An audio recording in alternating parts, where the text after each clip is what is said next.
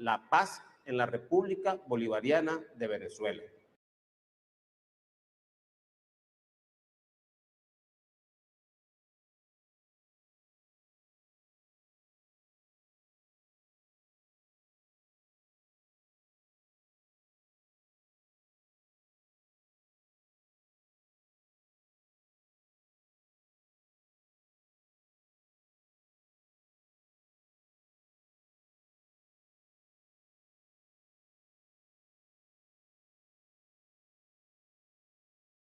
Ok, ya les dije antes que las condiciones necesarias para estar en política eran apoyar a Israel, apoyar a la OTAN, o sea, a Estados Unidos, porque la OTAN es Estados Unidos, y apoyar al capitalismo. Vamos a ver qué dice Maduro sobre Israel.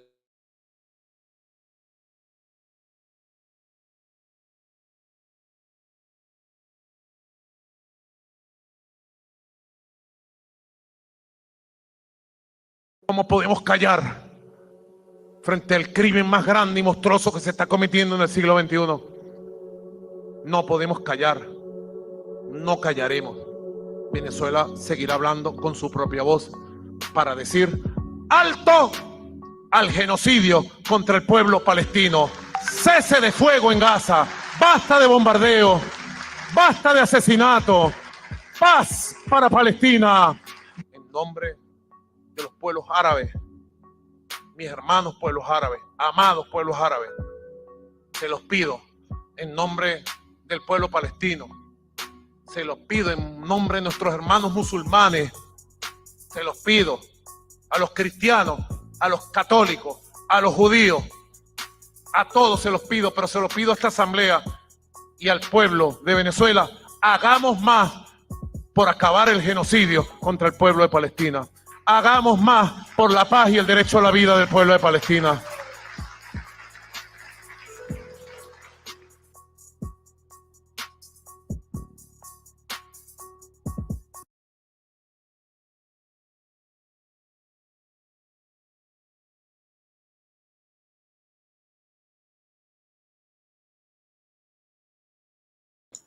Bueno, claro, aparte de robarse el petróleo, que es el motivo principal para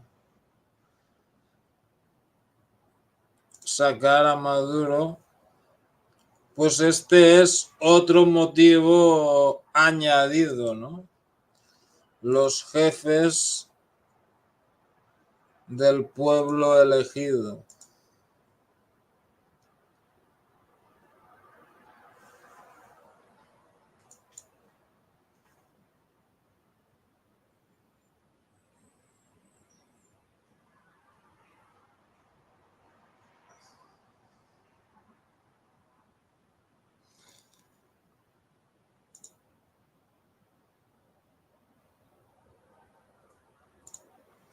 Ok, mientras tanto, al payaso este del Milei le importa más lo que pase en Venezuela que lo que pase en Argentina. Venezuela denuncia al gobierno de Milei por asedio a su embajada. Los países de América Latina han expresado su apoyo al proceso electoral venezolano y llaman a respetar la decisión del pueblo en los comicios. Camila Lozano Delgado nos cuenta más sobre las reacciones en la región. ¿Qué tal, Camila? Cuéntanos las reacciones. Paula, seguimos desde Bogotá, desde el estudio donde vamos llevando a ustedes no solamente análisis, sino reacciones internacionales. La primera de ellas es de Sasha Llorenti, expresidenta del Consejo de Seguridad de la ONU, quien señaló en X que el sistema electoral venezolano es uno de los más sofisticados y transparentes del mundo entero. Hoy está llevando adelante el proceso electoral número 31 en paz y garantías de transparencia e idoneidad. Esto es lo lo que se ve en las calles, dice la expresidenta. En Colombia vemos la opinión del expresidente Ernesto Samper, quien pues se suma a quienes señalan que el sistema electoral venezolano es uno de los más confiables del mundo, además de agregar que es una campaña pacífica, cuyos actos presenciales masivos y tranquilos contrastan con la agresividad de algunos medios y redes internacionales e instalar fraudes anticipados y supuestas rupturas que no se han dado ni se deben dar, y extiende el mensaje de que estos deben ser unos comicios en paz hasta la proclamación de los resultados y luego de ellos. No podemos dejar de lado tampoco que el actual presidente de Colombia, Gustavo Petro, indicó que Venezuela toma decisiones democráticas y cualquiera que sea su voluntad será respetada por mi gobierno, es el presidente Gustavo Petro. Y finalizando la mirada desde esa república, la Cancillería colombiana reiteró el apoyo del gobierno de Colombia hacia el pueblo venezolano, además de exaltar y celebrar su alta participación en paz y de manera tranquila en las elecciones presidenciales. Y añade, nuestro embajador y jefe de misión consular recorrieron algunos de los puestos de votación acompañando esta determinante jornada electoral. Ahora vamos al sur, desde donde Diana Mondino, ministra de Relaciones Exteriores de Argentina, escribió en X: esperamos que la jornada de votación termine en paz en Venezuela. Qué triste sería que denunciar violaciones de las leyes nacionales e internacionales por parte del régimen del Maduro. El mundo está mirando, digamos, basta de los atropellos. Venezuela merece un futuro sin violencia y con crecimiento. También, desde la cuenta oficial de la Cancillería de Argentina, presentan un comunicado conjunto con las cancillerías de Costa Rica, Ecuador, Panamá, Paraguay, Perú y Uruguay, donde dicen: seguimos de cerca los acontecimientos en Venezuela y consideramos indispensable que se cuente con garantías de que los resultados electorales respetarán a cabalidad la voluntad popular expresada por el pueblo venezolano en las urnas. Eso solo podrá conseguirse mediante un conteo de los votos transparente que permita la verificación y control de veedores y delegados de todos los candidatos. Esta es la mirada de diferentes cancilleres latinoamericanos. Por otro lado, también el viceministro de Relaciones Exteriores para América Latina y el Caribe de Venezuela, Rander Peña, denunció este domingo al gobierno de Argentina, encabezado por el presidente Javier Milei, de amenazar con invadir su delegación diplomática en Buenos Aires, lo que constituye una violación al convenio de Viena. Por su parte, la Embajada de Venezuela en Argentina, Estela Lugo, calificó de irresponsables e injerentistas las acciones de Bullrich y señala, o permito citar, la hago responsable de cualquier agresión contra nuestra embajada, nuestro personal diplomático local y de los integrantes de la mesa electoral que hoy se encuentran en la embajada. Hoy hicimos una hermosa jornada electoral y usted pretende intubiarla, es lo que dice pues la embajadora venezolana en Argentina. Para profundizar un poco más en este tema y entender justamente estas últimas declaraciones que se dan desde Argentina, nosotros tenemos acá en el estudio un invitado. Se trata de Francisco Tolosa, conocido también ya en los micrófonos de RT en diferentes espacios que él nos ha acompañado. Él es docente de la Universidad Nacional y analista político. Francisco, bienvenido, y partamos un poco de estas reacciones que vienen desde Argentina, acciones injerentistas que ya venimos hablando justamente desde que se conocía que habían elecciones en Venezuela. Bueno, buenas noches, Camila, muchas gracias por la invitación acá desde RT para poder opinar y aportar en esta jornada histórica para Venezuela y para toda América Latina. Efectivamente, el gobierno de Milei no es precisamente el modelo arquetípico de respeto a la diplomacia, a la Convención de Viena, y eso ha sido un gobierno que ha sido injerencista por su posición ideológica de ultraderecha con el gobierno de Colombia. No es la primera vez, aplicará muy seguramente persecuciones al gobierno de Venezuela. Y aquí lo que está develando, Camila, y quienes siguen esa transmisión, es una internacional derechista en toda América Latina. Recordemos el incidente reciente en Ecuador del gobierno de Noboa, quien firma este comunicado junto a la golpista Dina Boluarte de Perú, preocupada por la democracia en Venezuela. Aquí hay un discurso de derecha, injerencista, una internacional de derecha, que solo le sirve un resultado en Venezuela, que es proclamar al títere María Corina Machado como presidente. Entonces, muy complicada la situación y creo que hay que denunciarla en su justa proporción. Aquí hay una doble moral de la derecha latinoamericana que considera como antidemocrático a Venezuela, pero considera democráticos las acciones que ellos vienen haciendo en sus pueblos, incluyendo prácticas claramente violatorias de todo el derecho internacional. Francisco, también hablamos un poco sobre ya lo que pueda afectar o transformar los resultados, la situación en Colombia, luego de que un gobierno rompiera completamente cualquier acercamiento con Venezuela. Gustavo Petro empieza a abrir fronteras, empieza a mejorar relaciones con Venezuela, que más allá de un aliado histórico, es un aliado importante en materia económica y justamente en ese momento de transición energética que proclama Petro. Según el resultado, ¿cómo podría cambiar o variar las relaciones que tiene Colombia-Venezuela?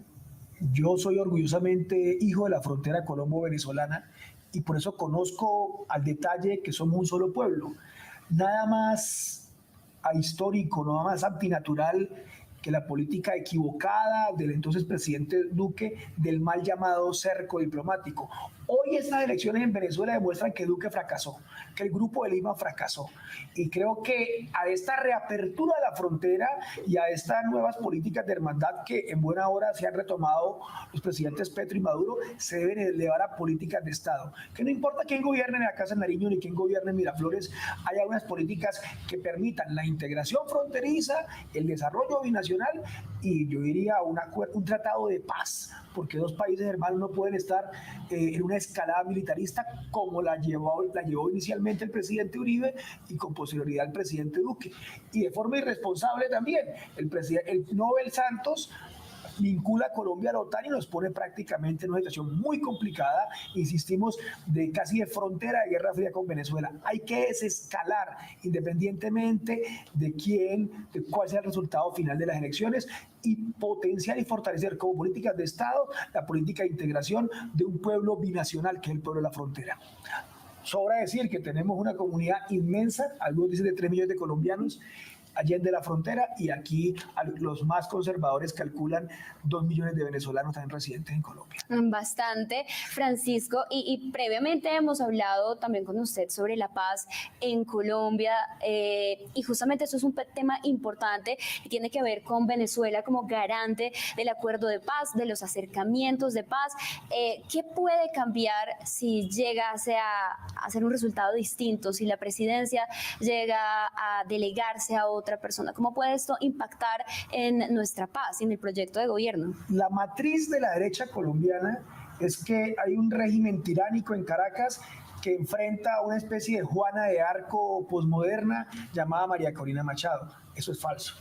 Aquí hay un gobierno con unos rasgos presidencialistas propios también del desarrollo institucional del Estado venezolano, con las dificultades económicas que ha tenido una economía condenada por el rentismo petrolero. Esa es la realidad en Venezuela hoy, y esta oposición es una oposición que se enraiza en las tradiciones más de derecha.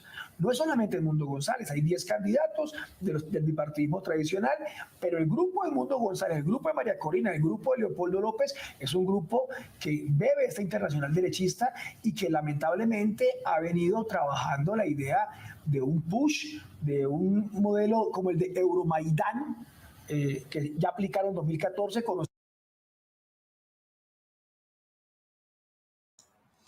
¿Qué os dije? O sea, repetir, tienen diferentes modelos que pueden seguir, o repetir lo de Siria o repetir lo de Ucrania.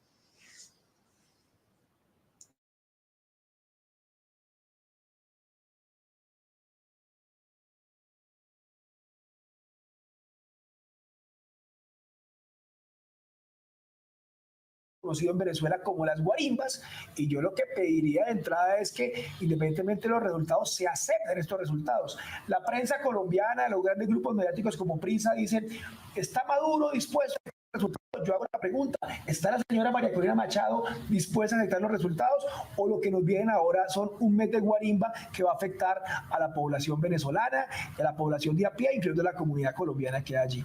Frente al tema del acuerdo de paz, mi opinión es que el presidente Santos utilizó a Venezuela, al gobierno de Venezuela, y como diría mi madre, así paga el diablo a quien bien le sirve. Después de firmado el acuerdo de paz y desmovilizada las FARC, inicia la ruptura, el congelamiento de relaciones que se va a traducir con posterioridad en el cerco diplomático bastante antidiplomático del presidente Duque, que incluyó el paso del señor Guaidó por trochas paramilitares de la frontera. Hoy Venezuela es garante de 3 procesos de paz con las insurgencias colombianas. Independientemente de los avances o retrocesos en ella, creo que un desequilibrio político en Venezuela que incluye la guarimba, que puede incluir otro tipo de situaciones más complicadas, que incluye, yo no lo quiero olvidar, lamentablemente esas elecciones venezolanas se dan en el marco de la campaña electoral norteamericana, que también va a querer usar como moneda de cambio la política de intervención venezolana, podrían afectar estos esfuerzos de paz. Yo creo que así, lamentablemente así es, y ojalá pues independientemente de los resultados se pueda mantener la política de hermandad, y así como Colombia ha contribuido en el proceso de diálogos en Barbados, Venezuela pueda seguir contribuyendo con los esfuerzos del presidente Gustavo Petro por la paz total. Francisco, y seguimos un poco por esta línea ya para cerrar pues este análisis que usted nos ofrece, y tiene que ver con, bueno, cuáles serían los puntos vitales que no puede descartar el próximo gobierno de Venezuela, continúe lo que ya venía o retome a alguien nuevo. Ya nos vamos acercando a unos resultados, faltan pocas horas para conocer quién va a tomar esa presidencia de Venezuela, pero pues para que se mantengan las relaciones entre los dos países, Colombia y Venezuela, ¿qué puntos no se deberían dejar de lado? O sea, mantener. Preocupa tanto con las elecciones venezolanas como con las elecciones norteamericanas que el sector más recalcitrante de la derecha colombiana, el uribismo, ha venido jugando a ser el padrino político de los grupos más reaccionarios en Venezuela, ¿sí? Y entonces, si el uribismo logra hacer lo que hizo en el 2020, de cambiar las políticas de Estado por políticas de injerencia partidista en Colombia, será profundamente negativo. O sea, efectivamente preocupa esa política. Yo creo que hay unos mínimos. Uno, hay unas complementariedades económicas de la frontera y de los países que deben fortalecerse. Ya ahora retomado las relaciones. La integración binacional y fronteriza es fundamental. El tema de paz entre los pueblos es básico, y la atención a las comunidades migrantes, a los connacionales, está ahí en el nudo de cualquier política, independientemente del tinte de los gobiernos en Bogotá o en Caracas. Creo que el gobierno colombiano ha acertado en plantear algunas políticas globales con presencia a nivel sudamericano, y la meta del presidente Petro de hacer de Colombia la selva del Amazonas el pulmón del mundo y darle solución a problemáticas tan grandes como el calentamiento global, darle alternativas al modelo punitivista de las drogas, sería imposible de realizar sin el concurso del Estado venezolano. Compartimos la Orinoquía, compartimos la Amazonía, ¿sí? Compartimos el Caribe, compartimos los Andes. Las apuestas de transición energética, contra el calentamiento global, protección ambiental, por mencionar solamente algunos de las políticas centrales del gobierno Petro, requieren del apoyo y del concurso del pueblo venezolano y el nuevo gobierno de Venezuela, así se ha reelegido Nicolás Maduro. Francisco, muchas gracias. Yo dejaría por allí, y bueno, solamente decir, hoy ha muerto el Grupo de Lima. Creo que es la gran noticia, independientemente de quién gane estas elecciones. Muchas gracias. Con este análisis despedimos esta conexión con ustedes y estaremos pendientes de todas las reacciones que se vengan desde el continente.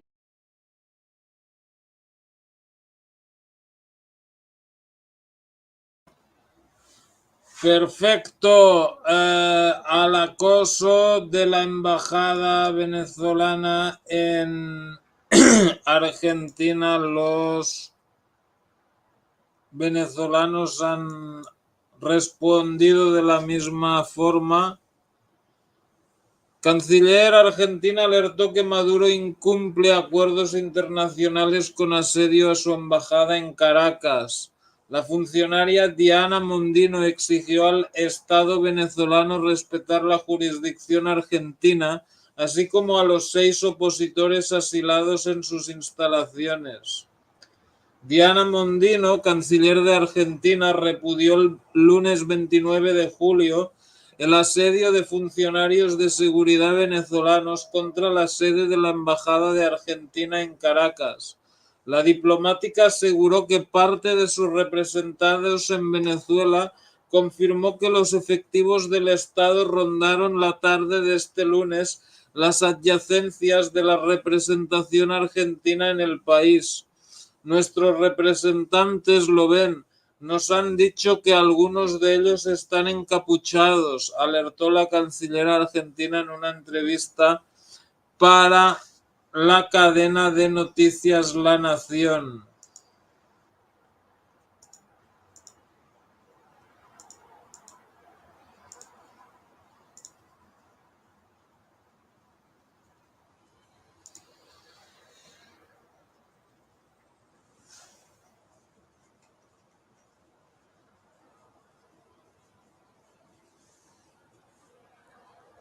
Mondino calificó de disparate. ¿Esto qué es?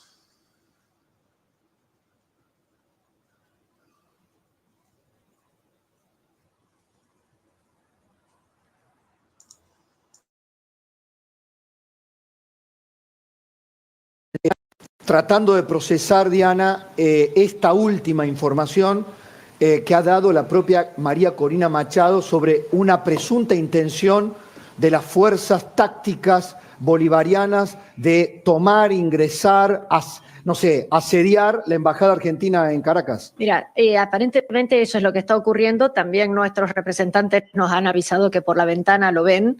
Algunos están encapuchados, pero sería un verdadero disparate porque no están cumpliendo de ninguna manera con las convenciones internacionales. Gran ironía, la Convención de Asilo es la Convención de Caracas. Claro. Estas personas están hace varios meses en Argentina, están desde marzo en la embajada en Argentina porque el régimen de Maduro no les ha autorizado salir del país. Esto también es una barbaridad. Ahora tenemos esta situación tan compleja en donde no expulsan, porque ese es otro tema importantísimo, están expulsando a los diplomáticos de varios países, sí, que son todos los que hemos firmado esta mañana nuestra preocupación por lo que está ocurriendo en Venezuela, expulsan a los diplomáticos y no dan autorización o no contestan o no sabemos qué hacer con las personas que están refugiadas. Estas personas tienen derecho a estar en nuestra embajada y en el caso que nuestros diplomáticos tuvieran que dejar la embajada, tienen la obligación, el gobierno de Venezuela, de dejarles salir con nuestros diplomáticos. Esto realmente es inaudito y creo que no ha ocurrido ni siquiera en algunos otros casos que hemos visto de atropellos en una embajada. Algo como esto es francamente sorprendente.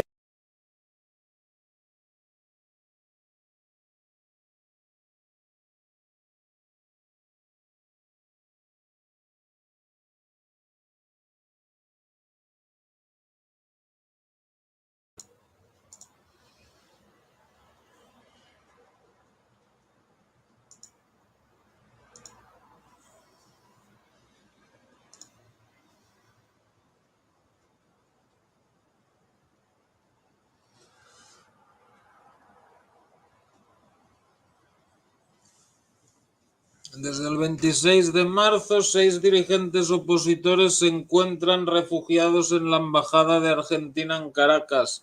Esto luego de que el gobierno de Nicolás Maduro emitiera órdenes de captura en su contra.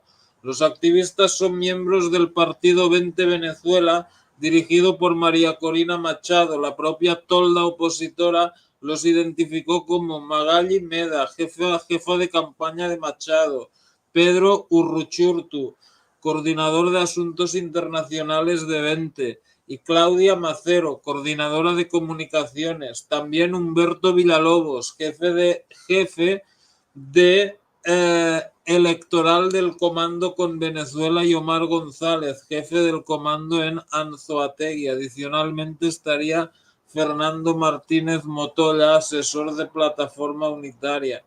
Pero que no estaba Milei contra la inmigración en Venezuela. Pero si son de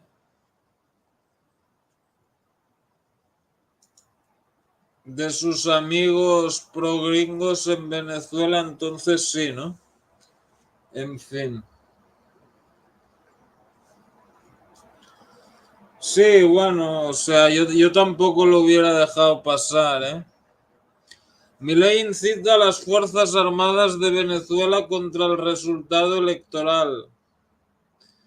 El presidente argentino Javier Milei en un acto injerencista ha hablado de fraude electoral en Venezuela y ha incitado a las Fuerzas Armadas del país bolivariano. El ultraderechista Javier Milei ha tildado de dictador al presidente venezolano Nicolás Maduro y ha dicho que Argentina no va a reconocer otro fraude mientras todavía el órgano electoral aún no había difundido los resultados de las elecciones del domingo en Venezuela. Además, ha hecho un llamado a las Fuerzas Armadas de Venezuela para que esta vez defiendan la democracia y la voluntad popular. Hasta el momento en que Milei publicó su mensaje en X, ningún otro gobierno se había manifestado. Dictador Maduro afuera. Los venezolanos eligieron terminar con la dictadura comunista de Nicolás Maduro. Los datos anuncian una victoria aplastante de la oposición y el mundo aguarda que reconozca la derrota luego de años de socialismo, miseria, decadencia y muerte. Argentina no va a reconocer otro fraude y espera que las Fuerzas Armadas esta vez defiendan la democracia y la voluntad popular. La libertad avanza en Latinoamérica. ¿Y este quién es? Eduardo Menoni. Gracias, Milei. Los venezolanos no vamos a... ¿Quién coño es este?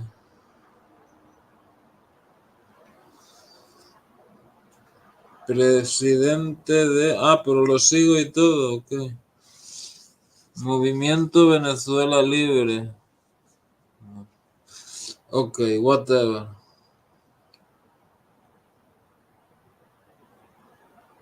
¡Hostia! Bueno.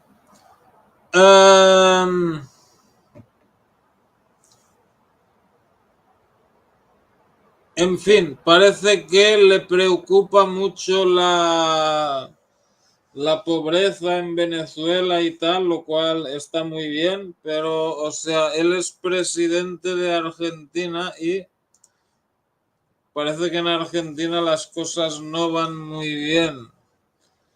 Organizaciones sociales nos quieren sacar de las calles, pero no de la pobreza. Mientras la pobreza y la indigencia crecen, la gestión de Petovelo no logra siquiera presentar a la justicia un plan de distribución de los alimentos que retienen los depósitos. En contrapartida, reglamenta el funcionamiento de programas sociales en plena sintonía con el protocolo antiprotestas de Bullrich, violentando los derechos a la seguridad social, a peticionar a las autoridades, a la libertad de circulación y residencia y a la libertad ambulatoria. Arrogándose además el carácter de juez e incluso imponiendo una pena sin siquiera prever que el supuesto infractor pase por un juicio con la garantía del debido proceso.